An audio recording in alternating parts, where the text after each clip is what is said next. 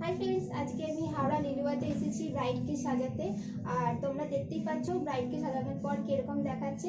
So বেশি দেরি করবো না, সরাসরি চলে যাব ব্রাইডের কাছে আর ওকে জিজ্ঞেস করে নেব ওর আমার হাতে মেকওভার করার পর কিরকম লাগছে। হ্যালো, আমি রত্নানাথ। আমি এই দিদিকে বুকিং করেছি আমার বিয়ে এবং রিসেপশনে দুটোর জন্যই মেকওভার করার জন্য।